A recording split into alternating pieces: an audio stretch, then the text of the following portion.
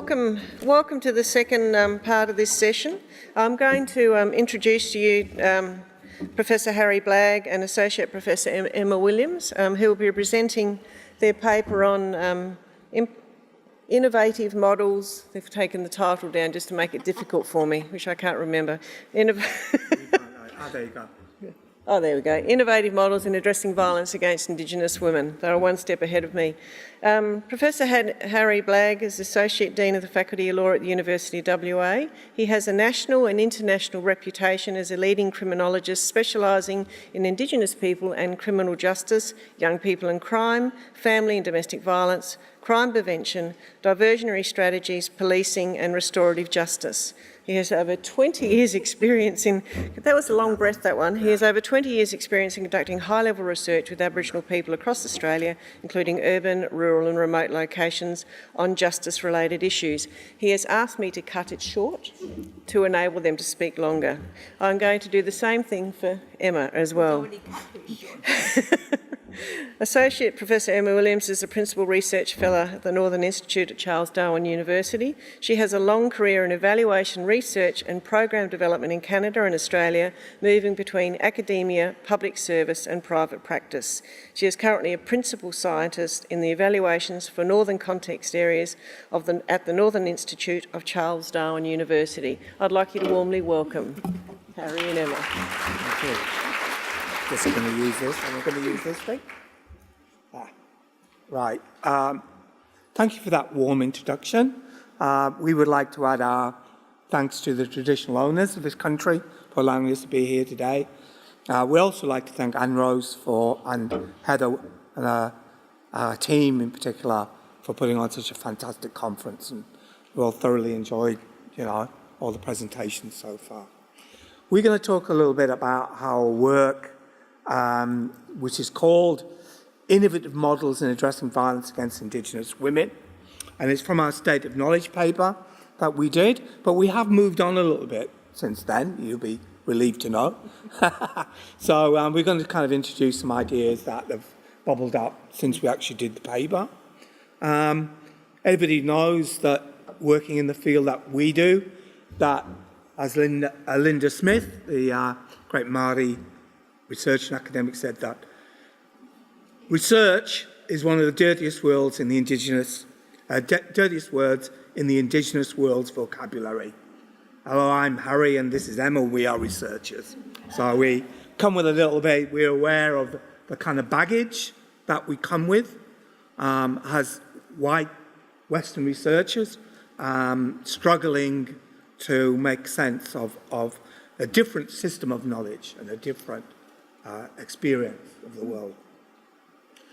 We want to acknowledge our three partners without whom we couldn't be doing this work that we are currently engaged in. And the first one is Manin Warintakura, I always get that one, Women's Resource Centre in Fitzroy Crossing, and June Oscar, the CEOs are in the room somewhere, and Darwin Aboriginal and Islander Women's Shelter in Darwin, and we have Eileen Cummings, Andy Eileen, who's been a stalwart supporter for Aboriginal women in that area for a long time, and Barramba Aboriginal Community Care Agency in Cherbourg, and we're delighted that we've got Nangala Woods with us today, who sits in that place and has been supporting our work there.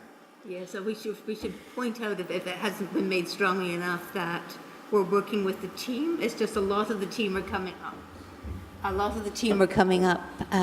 In the panel afterwards. So they're sitting there watching us do this, although we don't have any Australian Indigenous blood in us. No. But our team does. It's just they're coming on next. And we used to call in the old music halls the warm-up act, I think, in the clubs. And they're the real deal. We're going to be on the 3 degrees. We're going to be on a bit later. Yeah, I'm going to just say some things which is probably part of very much now the kind of common sense of research and thinking around Indigenous family violence, and that's been a long time in getting into that place, but I think we generally, and judging by the tenor of the debate today, there's been a marked shift in how we, and I say we, I mean non-Aboriginal people, accept and think about these issues. We know that from the work that we did in the 1990s even at the Crime Research Centre at the University of Western Australia, that while all women are potential victims, the risks aren't evenly spread across society. Our work showed that Aboriginal women were far more likely to be victims of violence than non-Indigenous women, particularly Aboriginal women living in remote and rural areas of Western Australia, or anything up to 45 times more likely to experience family violence than other women living in remote areas, so compared to the non-Aboriginal population. Further, Indigenous Australian women are about 35 times more likely to be hospitalised. We know that. These are the all too common statistics that we have. But also, I think we need to balance off those views about that kind of violence against women, about the broader systemic violence of our society. Aboriginal women are also the highest rising group of women imprisoned. And I think it's a sobering fact that so much of that rise, particularly in places like the Northern Territory where it's skyrocketed, have followed government intervention, more police. And that's had an unintended consequence of imprisoning more Aboriginal women. Well, how is that possible? We have to ask those questions. I want to mention, before we really get into the meat of this, 2 deaths of women in Western Australia. Very sad, very tragic circumstances. 2 women, one from the remote community of Blagg, another from South Headland, are recently died. The coronial inquiry is going on at the moment because they've died in custody. This side of violence against women, Indigenous women, is one that's frequently overlooked in gatherings like this one. You'd think they were in police custody, and so people tell us that the way to make women safe is to get more police. Well, the police all over them, all around them. They didn't stop them dying. There were medical and hospital services with whom the police had all kinds of protocols and relationships that didn't stop these women from dying in custody. And I think the question that's frequently asked in Western Australia at the moment, would these women be dead if they were white? And I think the answer to that is, fairly obvious. So we have to remember that history of colonial and state violence against Indigenous women. Anyway, what have we found? And some of this, I think, agreeably complements the work of the previous, excellent work of the previous speakers, that are our own discussions and a view of the literature suggests that community-led and what we call place-based approaches to work should work in a complementary way with non-Indigenous systems. We need community education campaigns beginning in schools, but also wider campaigns aimed at the whole of the community in order to address intergenerational trauma and the cycle of violence in Indigenous communities. Thirdly, and this is always a one that cuts against the orthodoxy around violence against women, is that we need to include more Indigenous men in the process of addressing family violence, and also being part of steering committees and action groups and campaigns that men, as we found in our work so far, can play a very important role in doing that. And very importantly, the integration of family violence services, such as refuges, legal services, etc., with other services for women and children around health, trauma, early childhood, personal and cultural healing.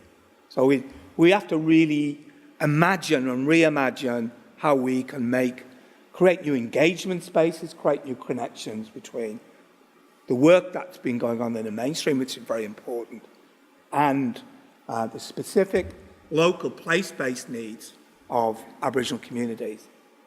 And I'm not going to dwell on this because I know June is going to talk about her own work in Fitzroy. But I hope she'd remind me saying this, there's a Fitzroy crossing model, if you like, and that demonstrates how to work holistically, where it's not just a refuge, that's important, but it's not enough. It's not just a family violence legal service, that's important, but it's not enough. The women there organised to institute a reduction of sales of strong alcohol. They work with the grain of local culture and local law. They listen to the fears and worries of women. They support women in a whole host of ways. And they also empower women economically, culturally and politically. And we were fortunate enough to go along last week and spend a bit of money buying some of the things that the women in there make, the beautiful natural things. So they're giving them an economic base too, in that hybrid economy, we call it. So I think Marnin is a model of a local system which is developed from the bottom up by Aboriginal women in partnership with other agencies based in law and culture. So some of the points we want to make, I don't know, I'm going for time, but one of the things that really concerns us in our more recent stuff is about what we call cross-cutting, not cost-cutting. We keep talking about we need cross-cutting approaches that integrate services, and that's very good. But what we're finding too often is that integration only takes place at the level of relationship between mainstream agencies, and that Aboriginal organisations are still being cut out of the resources that are required to really prevent and domestic family violence on the local level. So I've been around these multi-agency things for so long. We all get on, we all suddenly start, white people, we all ring each other up and say, oh, used to be someone I didn't like, a voice on the telephone, now we're mates, with the police and all of that. But that's not the same thing as changing things on the ground. And what we found recently is that new strategies in Western Australia designed to deal with family violence have empowered and resourced the police, children's protection, and a couple of white non-government organisations, at the same time as funding has been stripped from Aboriginal organisations who actually do the work with women. And I think that seems to me to be a failure, systemic failure at government level, to look at policy in a productive way. I'm not going to go into these things that much, because I want to leave time for Emma to talk and for us to summarise some of our ideas. I'm probably doing too many slides as usual. Very happy to share them or share the ideas in any way, but I'm going to hand over to you first. Thank you. I might, this one? I might go back to that previous slide, at least the second half, because I think Harry and I came into this with this idea, but it's got stronger with every day that we've been here and almost every session, is having services, policies, practices that look at the 4 levels of trauma at least. There may be others, but the individual trauma, but also the family trauma, which can be between family members, but also intergenerational. Yeah. The devastation that's been caused to a number of communities, the disempowerment of elders and traditional law, and what the way that has left some of the communities. So some are still strong, others are really struggling. And then that collective national Indigenous experience, which is the many different types and processes of colonization and the aftermaths. So looking at models that address all of those. Now, we're trying to have a realist informed approach, and I'm going to skip through this very quickly, but really happy to talk about that says where we're doing things, and whether it's our lit reviews or anything else, actually we did the standard lit review, but from now on, instead of saying, is this working, it's saying, who is it working for and what context and how? It's a rather different approach. It's not meant to be descriptive, it's meant to be explanatory and actually digging down to what are the portable learnings that we can find from here So it will work even in quite disparate places, but how can we learn at a fairly deep and abstract level? And to generate some middle range theory. So happy to talk about that, but I'm not going to dwell on it.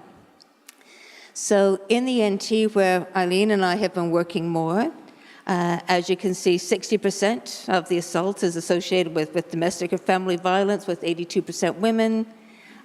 Females in the territory almost 22 times more likely to be victims than non-Indigenous females.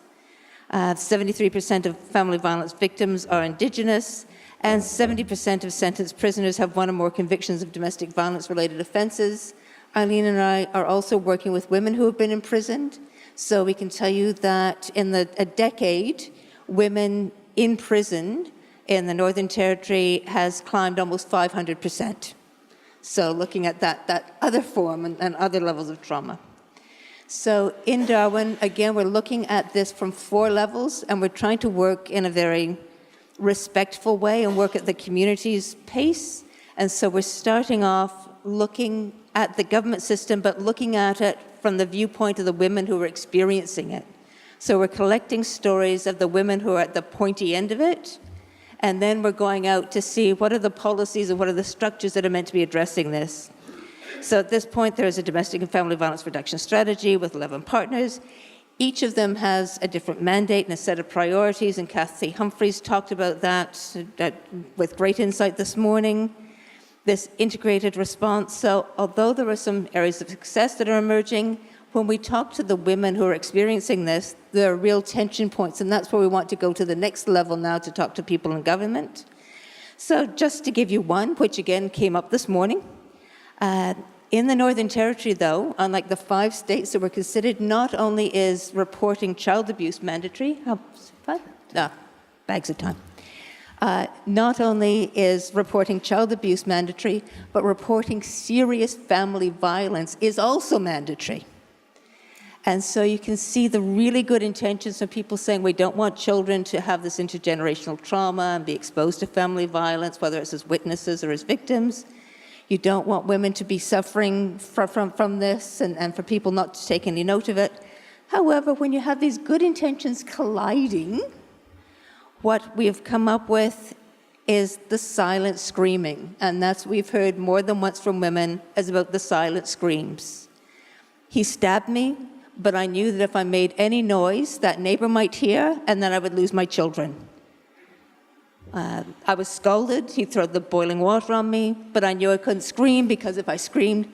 So yeah, that this notion of the silent scream is coming out from the intersection of these very well-meaning mandates, and is one of the tension points that we're going to be taking into this next round to look at how these agencies are trying to do it, because clearly it was not to try to invoke an epidemic of silent screaming. So the second level, we've been doing a fair amount of work with this, Eileen in particular, looking at DOORS, the Darwin Aboriginal Islander Women's Shelter, so consulting with Harry talking to the men's program, because we work in a fairly gendered approach, but also consultation with the staff, the management, the outreach clients, and again, some of these emerging issues, but also the real points of tension, including, as Harry has said, the straightened funding that we're getting, and also because of the way the dynamics of violence are changing. More women are coming in that may also practice violence, so saying we actually need more staff to deal with that, less funds. So both at the government level, but also the community level, again, things are coming together in ways that are making practice very difficult.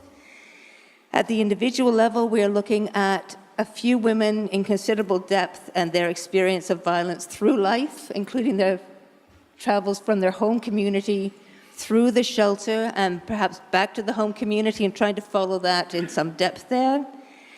And also because of what has emerged is looking at that broader policy and funding landscape. And that includes the IAS and its very siloed approach, what that is doing, but I suppose even at a higher level, the constantly shifting goalposts. And I know IAS said, oh, this is the biggest one for a generation, we're going to remain stable for a while. But every time those goalposts change, it seems we want to look at this as if the Indigenous agencies and the smaller ones are losing ground compared to the bigger ones. We had an evidence and policy symposium that pointed out that a lot of program evaluations look at the programs, but we're not looking at the broader context enough. So we want to have a look at that. Now I'm going to hand back to Harry for the culmination. Okay, thanks, Emma. We put this up, I test drove it a couple of weeks ago, and it seemed to kind of go all right. Oh, well. So what I want to finish with is just our kind of current insight through this picture about where we think we need to kind of shift our gears and refocus attention. You'll notice the kind of outer layer here, which I call lost in space. You know, it's kind of all a bit disembedded, and we used to only do that. You know, this stuff was what family and domestic violence was intervention was about. We got a bit cleverer in this kind of white on black space on the periphery, and we give ourselves all kinds of big claps on the back for being community-based and you know, and all of that, and relevant and all these kind of things. And we, you know, kind of buzzwords like restorative justice and family conferencing, co-located services, police orders instead of immediate use of difficult restraining orders, community-based orders, drug and alcohol intervention, family violence prevention, legal services, all really good stuff. But I think the mistake that we've made is to assume that these are Indigenous, somehow close to Indigenous practice. I'm going back to what Victoria in her presentation talked about this morning. We need to get much closer in and understand the link between local place-based services and Aboriginal law and culture. So I've got this kind of red around here, which we're seeing becoming important in the grammar, if you like, of discussion around family violence in the remote communities and remote places that we've been looking. And Vicky's talked about some of them, the importance of ceremony, cultural rather than just physical security, which I think is one that we still have a lot of work to do to understand that difference. Use of outstations and remote places for healing. Cultural health, and part of that Fitzroy model for me is always that role of Ninilingari cultural health, which offers a very different model of women's health from the mainstream. And the link that's created there between June's work and Maureen Carter's work in Ninilingari around fetal alcohol spectrum disorders and these other important parts of that local picture. Trauma awareness, which again Victoria's talked about, role of social enterprises, which I've mentioned, family and cultural healing, and building cultural capacity, not just more of the capacity of these outlying agencies. And what's the centre of all of that from this Aboriginal worldview is the importance of law and country. Law, as Victoria's spoken about, as providing the grammar for living on a daily basis, but also country as a place of healing, a place where people go and get well and rebuild their lives and survive trauma in its various manifestations. So what we are talking about here, we want to see us building engagement spaces between those things, where non-Aboriginal organisations have an important role to play, sit down in partnership with Aboriginal organisations in the working in this space and create new models and new paradigms of practice. So that's roughly where we are in terms of our approach at the moment. I think it's about right time. Thank you.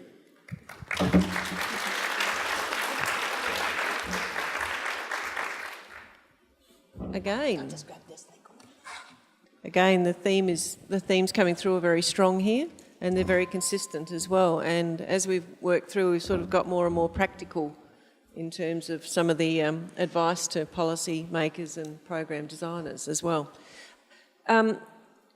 Based on that space, would anyone like to open up with any consideration, particularly of the concept that's been introduced by Harry here and Emma? Got smack.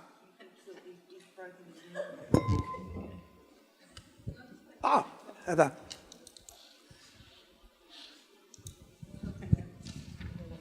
It's just an observation, really. I think that the notion of place-based really goes to the heart of some of the discussions that have happened earlier, and I think we often make a mistake of thinking that Aboriginal and Torres Strait or even Aboriginal people are one group, and they're not, obviously, clearly. And so I think that when we talk about the diversity of strategies that might be needed, and, you know, Indigenous women are at high risk of intimate partner violence, and, you know, nobody's saying that they're not, but there's a whole range of contexts in which violence happens. And even if there's violence occurring between a man and a woman, it's not necessarily coercive controlling violence, although that certainly does occur in Aboriginal communities too.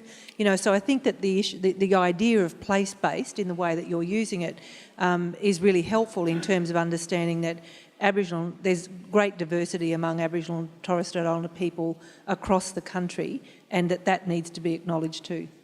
Yeah, thanks, Heather. Yeah, I like that idea, and to see more places like Fitzroy Crossing would be fantastic. One of the questions that we're looking at in the Northern Territory is how many women in the Darwin shelter are coming from WA, and why some of them don't want to go back to their home communities because of the way they see the future for their children. And so we're starting to explore that as well, and I think that's going to be an interesting, complex, and really challenging story for us all. One of the themes you spoke about in this, Harry and Emma, was, one was a place-based approach, and I think that's sort of common sense for any of us who are grey-haired and been around for a while. It's just about when it actually happens. That's the thing. But it links back to requiring a place-based approach with good evidence too. So it provides the funders with the want to continue the funding for those sorts of approaches as well. But it was this investing in community and building capacity. I'd really like to know a little bit more about, you referred to how that was working well in Fitzroy Crossing, but I'd like you to explore a little bit more about where else you're seeing that that's working as well, if you could. Well, that's a difficult one because, yeah, you do. Yeah, you do. I think you can look, I'm sure Emma would agree, that you can look across rural and remote Australia and find all kinds of processes which are being begun, particularly by Aboriginal women, in partnership with other organisations or not sometimes, which have been effective but have not been allowed to flourish because of funding or changing in regulations by government and where it always used to amaze me, going around rural and remote communities and going, you're talking to the police and they said, the black fellas out there, they're not doing anything to help themselves. And then they'll go there and you find that the women are running a night patrol out all night. It's the night patrols I thought of as the classic example. So. But that's invisible to white bureaucracy. What's that? They just drive around all the time. What are these women doing? It's not. So one of the programs when I was in the NT government that I was funding was a particular model of night patrol that was run out of Tangentyere. Yeah. And they were invisible, that they had the trifecta of invisibility. They were remote, so not many people got out to see them. They were Indigenous, and they operated in the cultural space, which was largely invisible. So it would look as if that they weren't doing anything. And I'll give you an example of that for a second. But the other reason that they were invisible is because they were about preventing violence. And prevention is always really difficult, even in mainstream programs. So there was a police officer I knew that used to inculcate some of the young police officers by showing them a photograph of a big event and saying, who is maintaining order here at this event and preventing bad things from happening and the violence from starting? And they'd say, oh, it's that police person there, or that person on a horse, or those security guards. And no, it was the two old ladies sitting underneath the tree, just sitting there. By their presence and by the cultural authority they brought to it, they were keeping things peaceful. And if they were not there, things were going to break out. When Eileen and I went around to communities and we were using the FIRE tool, a culturally grounded way of communities talking about what was going well and badly for them, they were talking about the ceremonies and the elders and what was happening for them. And when that broke down, violence would start again. It was their precursor, and they could start to see that it was going to break down. There was going to be alcohol abuse if this part broke down. But those bits are invisible to a lot of the people that give the funding, a lot of the people that make the official policy. And I struggled. I'm no longer in the NT government, so I guess I gave up the fight. But it was a real struggle to make the invisible visible to those who had the money. Yeah, and I think in each of our 3 sites, I think there would be a lot of agreement of that the things that Aboriginal people themselves are doing are invisible to the public eye. And yet these are the people who have the routine contact with the most marginalised people in our society. And the problem is, though, often when government does take an interest in these things, there's a kind of like, oh, that looks interesting. They then ruin it. The patrols. Sorry to say that, and I think that's happened with night patrols to some extent, where, the federal government has said, yeah, we're going to create 70 new ones, we like them so much, and we're going to give all of them a vehicle and money, but we're going to impose all of these regulations. That's because right. it's federal government, so of course we will. And all the things that made it possible for these women patrols to function through cultural forms of authority were undermined. So they couldn't go off community.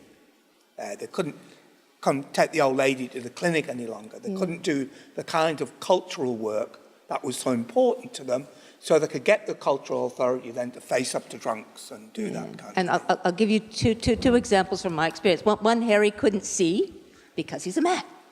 But there was one community where the patrol was so important that it had its own dance when you joined, and I was allowed to see that, but because it was women's sacred, Harry couldn't see that. The federal government was just not going to get that, and instead they replaced it with a very, by the rules, it was essentially like a drunk taxi. And there were men's patrols as well, and towards the end of my stay, just before I gave up, I got a call from someone who was nearly in despair, and this was men's patrol, and they wanted to use their car to look for somebody who was lost. And the authority for the patrols came from their Aboriginal role of caring for people, caring for country, and this was a part of the role. But under these new regulations that were being enforced by a new government person who was new to the community but knew his rules, that was not what the vehicle was meant to be used for. And they knew that had that person died, that was the end of the patrol. So we've got these. There was a Canadian book written decades ago about the two solitudes, the French and the English. I think the French and the English may be coming together in Canada, but the traditional culture and the white bureaucratic culture really seem to me to be these two solitudes, and trying to marry them up. I've struggled. I'm not sure I've come up with really good answers. Maybe this report will do it. Maybe you have some of those answers, but I think we desperately need to do that. Yeah. So, again, this theme is coming through, and I'm looking back over here to you two as well, is that, I'm government, I'm from the government, and just trust me, I say it firmly tongue-in-cheek. It's about, we actually need guidance in how to design evaluations, how do we design success, how do we actually design that, make the invisible visible in terms of funding, because, let's just be straight up and honest here. People have to sit in front of estimates committees and be harangued by the people on the other side saying, well, what did you spend this in on, and how did you measure the success in this? But it's about different ways of measuring success, and I think that that's something that I'd love to explore with each of you, and I'm sure other senior policymakers from other jurisdictions would actually enjoy to do that as well. But you've got an important role to play in this. Given that you're from the Northern Territory, and we've talked about the importance of research, we've managed, after some years of effort, to get quite a decent-sized Australian Research Council Discovery grant to look at night patrols and the role of women in particular, and the role of gender in doing prevention in communities. So you could be partners with them on that as part of your job as government. We'll feed you the information. You get us the money. it seems to be very straightforward to me. I knew I had a role in this somewhere. Can I also say, and there's a link with the previous speech as well, that about Indigenous courts, and one slide that I didn't put on is another diagram which kind of shows the role of using some of the new ideas that, unless you are feeling that you've got nothing to contribute, there are some amazingly good ideas come out of the mainstream in terms of innovative courts, new generation courts that use a non-adversarial approach that try to get people into a healing situation, provide support at the front end of the court, have a no wrong door approach, and all those kind of things are really valuable. We're working with a magistrate after talking so much with June and us in Broome about using country more, using the law that he has without even needing for any law reform to let people go out on country as an alternative to country. Could I ask a question, Harry and Emma? I'm just thinking that there's a fairly standard toolbox used in any evaluation. And you seem to be implying that we need a different approach to how we evaluate Indigenous-led initiatives and services. I know there's been a lot written about over the years and done around different methodologies. But in effect, if you want to be included in the kind of review that Ray and Anna just talked about, then you have to follow the standard protocols around how you do evaluation and what constitutes evidence. So I'm just wondering how you see you through this work contributing to a different way of building but also valuing evidence that relates to these initiatives. I might start off and Harry can add. One of the things I'm missing by being here today, and I had to back out of it, is a talk on professionalising evaluation in Australasia. And I'm meant to be leading on behalf of the Australasian Evaluation Society. The New Zealanders, because of the Treaty of Waitangi, have said, look, we've got to be careful about our culture and take things in a different way. The Canadians have done something. I wrote a paper for an international group in Nepal to say, these are some of the areas that we've got concerns about. And I'm now trying to lead a process to say, where does Indigenous evaluation and Indigenous understandings of what value is, how you measure value and how you present value to whom, how does that fit into this model? Because until it does, we should not be taking many steps towards professionalization. So that is an active area that I'm currently researching and even evaluating, and happy to bore anybody to tears about that. So I was going to catch up with you guys, catch up with me afterwards, and if anybody has trouble getting to sleep, I can talk them to sleep about this anytime. We've got time for one more, I think. Hi, Jo Sangster from the Northern Territory. Just a couple of comments about integrated service delivery and the need, when we're talking about integrated service delivery, to be true partnerships. So in the Northern Territory, the Safety Everyone's Right strategy really is about developing true partnerships at the leadership level of government, across 8 government agencies, with NGOs, but also place-based partnership with Indigenous organisations and Indigenous people on the ground. And I think that's a key to true integrated service delivery. I think, as you were saying, Harry, it can be just a catchphrase and it can be very detrimental if the true purpose and intent isn't one of partnership on an equal power sharing basis. So I think that's really a key to the approach.